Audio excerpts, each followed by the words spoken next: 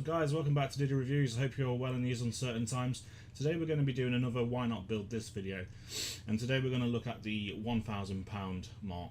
So basically going to put together a list of PC components I believe will make a good gaming PC for £1,000. Give or take a few pounds, it might be a little bit over, it might be a little bit under. But what I'm going to do is I'm going to talk you through a PC part picker list, show you the items that I believe will make a good PC, and I'm also going to talk about a few things that you could possibly change and to save yourself a bit of cash or make things a little bit better if you want to push your budget a little bit. So basically, like I said, we're going to stick to a £1,000 budget and we'll see what we can get. So I'll jump straight into PC part picker. And before I do that, I just want to say thanks to everyone that subscribed so far and people that are watching. If anyone's watching this hasn't subscribed and likes my videos, please give it a thumbs up, give me some comments and hit that subscribe button. Cheers. Right guys, so here we have a new PC part picker list, and basically what we're going to do is we're going to put together a list, as I said in the intro, for around about £1,000, see what kind of gaming system we can get for that price. Now what I normally tend to do is go for around 35 to 40% of your budget for the video card for a gaming system. So what I think that probably the best to do is to start there. So we'll have a look in the video card list and we'll change this price. We'll start at leave it at 349, 350, and what we're going to do is we're going to order those in terms of price. Now you can see straight away for £350 we can get a 5700 XT. Now like I say, I normally go up to about 40%, so that's £400. So what I'm going to have to do is have a quick look down and see what kind of thing you can get for £400. So if you look around here, again we're looking at a 5700 XT or a 2060 Super. So I mean, if you want to push it a little bit, you could go to a dual mini for the 2070. Not going to be the best 2070 to go for, and the 2060 Super is not far off the 2070 anyway. But as you can see, as you go up and go up and go up through this kind of price range, you're not getting any more for your money. You're still looking at 2060 Supers and 5700 XTs. So with that in mind, we're not going to pick the bottom of the piles. This MSI Evoke OC, I don't know a lot about this one, but this is £350, so it's actually quite good value for money if you want to go in at that. So that is an option, so bear that in mind when we come to the final list. You can have a look at that if you wanted to reduce your cost and add some extra stuff in maybe. As we go down the list, I'm probably going to look for a 2060 Super. Again, like I say, feel free to have a look at this and then go through and change it out for a 5700 XT if that's something you would prefer. But if we keep going down, we're going to go for a decent 2060 Super, I believe, and one that I always look at in terms of looking for a good price per performance point is the Gigabyte WindForce tends to be very good. So what we're going to do is we're going to pop that one. That's a 2060 Super. Again, like I said, you can change that out if you wanted to. So we'll add that in for now, and then that gives us a good basis of what we've got left over to work with. So let's go to the CPU, and what I'm feeling here is either a 3600X. 3700X is probably going to be a little bit too much for this budget because we're going to run out of money before we finish off the build and have to compromise in other places. But for gaming, 3600X would be great. However, if you want to save a bit of cash, there's 3600X here, as you can see, for £184.85, but we can save ourselves just over £20 and go for the 3600, and that can then be overclocked, and you can get it to roughly a same sort of performance as the 3600X. So what we're going to do is to save a bit of cash, we're going to pop that one in. Now in terms of CPU cooler, this processor comes with a cooler, so we're not going to bother with that just yet. We'll see if we've got any cash at the end to stick a better performing cooler on, and if we can, we will. So let's go to the motherboard.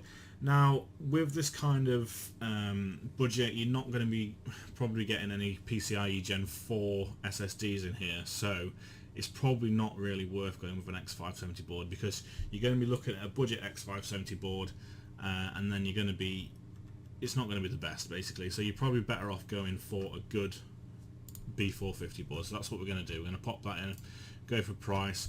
We're not going to go bargain basement. Obviously you can if you really want to. You can stick something at 54 quid in there and it'll work, but it won't be the best. and then you might struggle to get your overclocking done that you need to get it up to the 3600.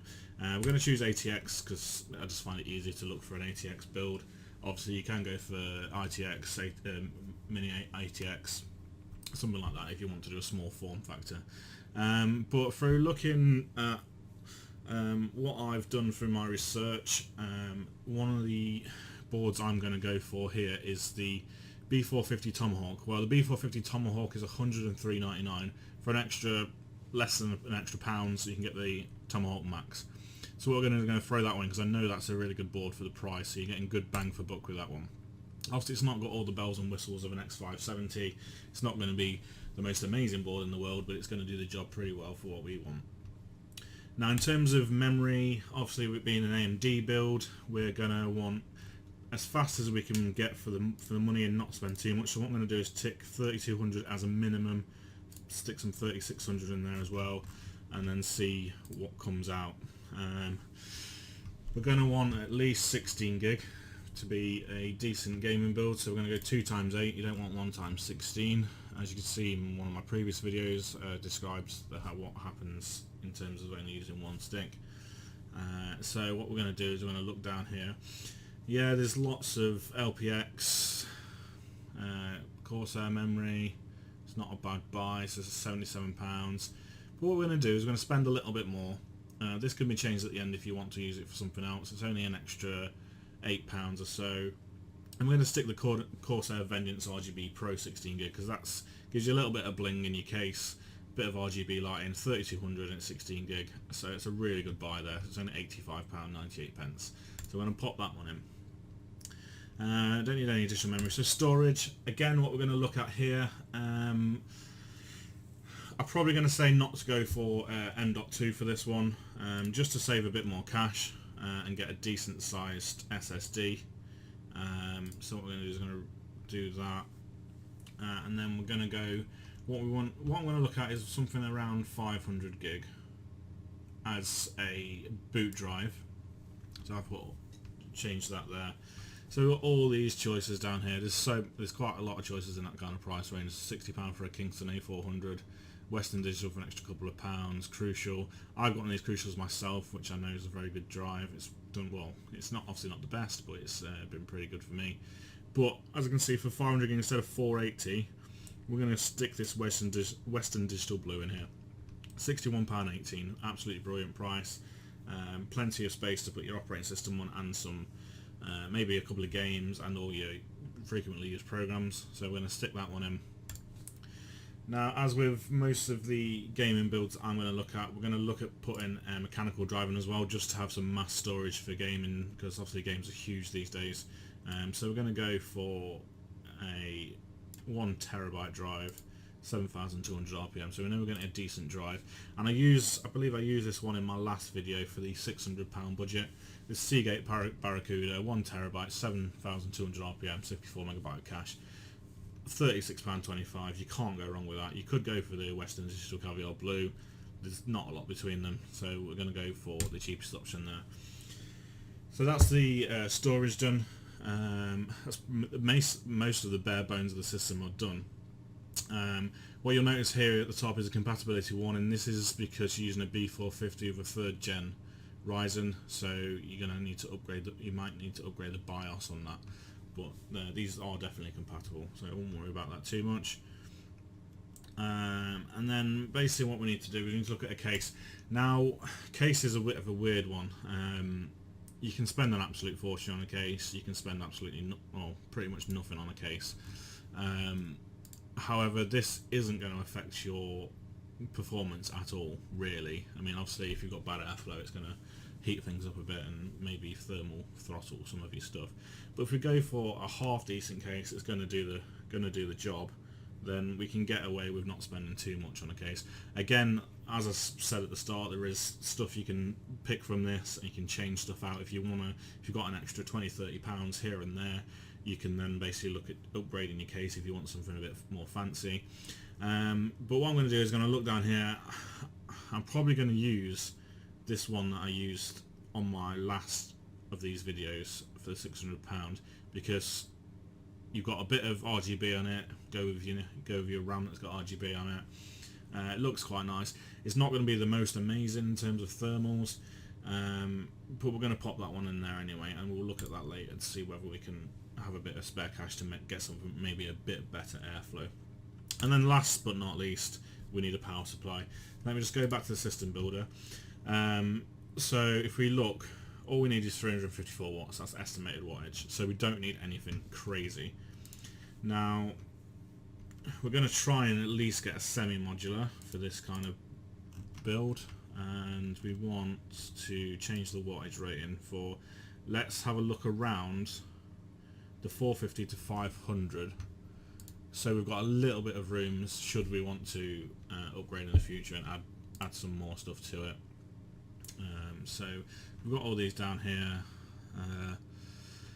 EVGA Supernova for £75, 450 watt full modular. It's not a bad buy.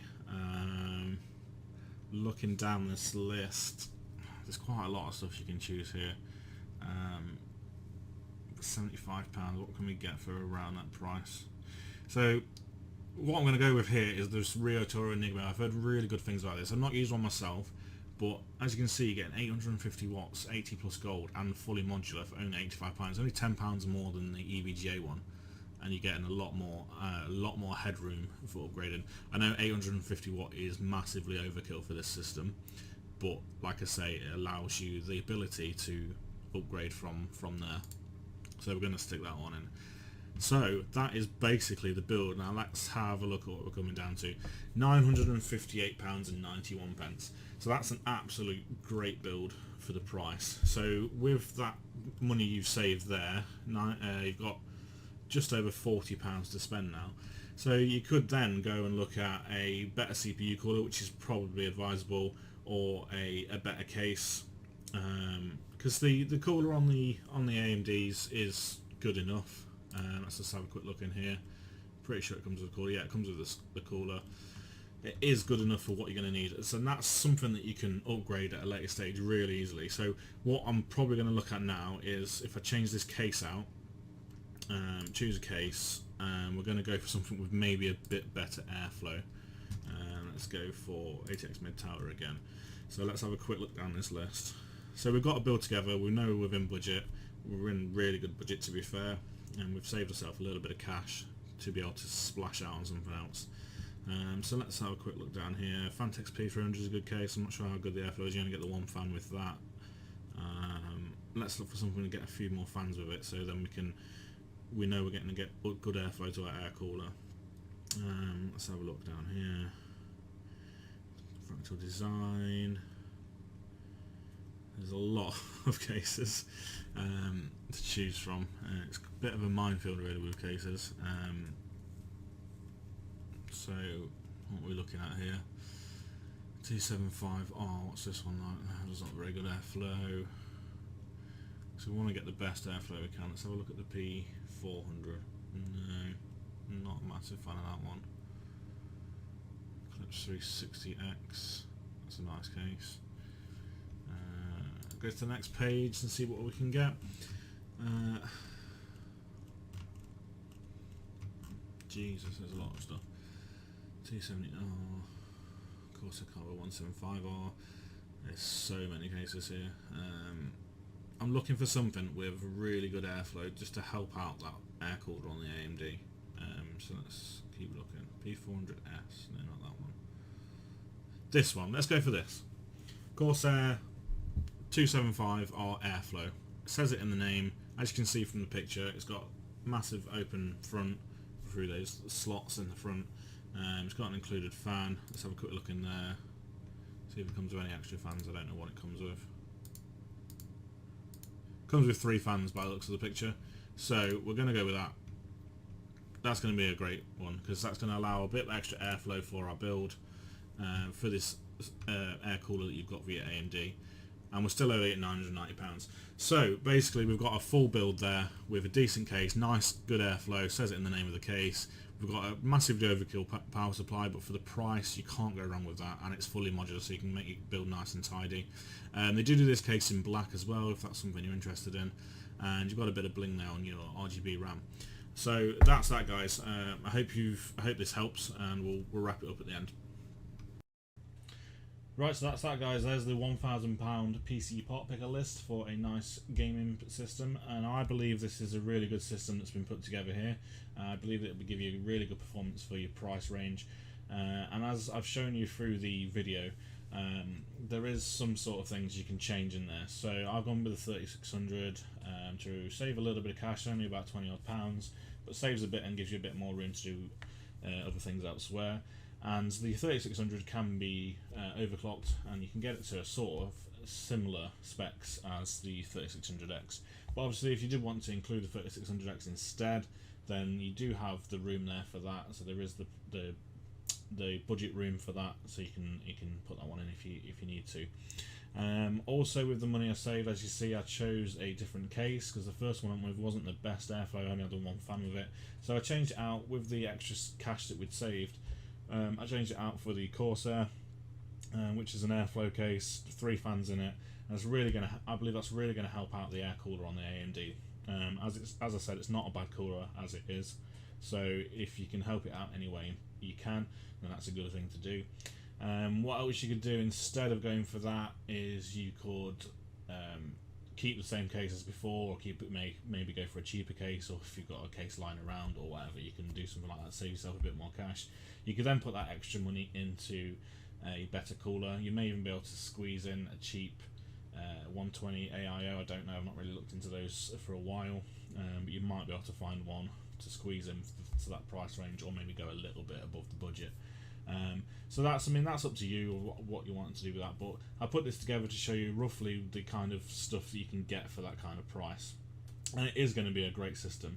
A 2060 Super is going to absolutely smash 1080p gaming, and it's also going to allow you to do 1440p at a relatively good refresh rate. So if you're into high FPS, then you should be alright with this. But like I say, with 1080p you're going to have no problems whatsoever. Another thing which I mentioned is you could go for a really, like the cheapest on the list, 5700 XT, which was £350. So you can save yourself another £30 there and put that money again towards a new cooler, a different case, an extra towards more memory, or towards a bigger hard drive, bigger SSD, that kind of thing. So there is a lot of wiggle room within this if you want to change things out. But like I say, I put this together just to give you a sort of a baseline to work with, and I think it'd be a really good system. So like I say, I hope you guys find this helpful. I hope anyone that's wanting to build a PC for around this price point finds this helpful, and that they know basically they can go out and they can buy this stuff, get it within their price point, and be happy.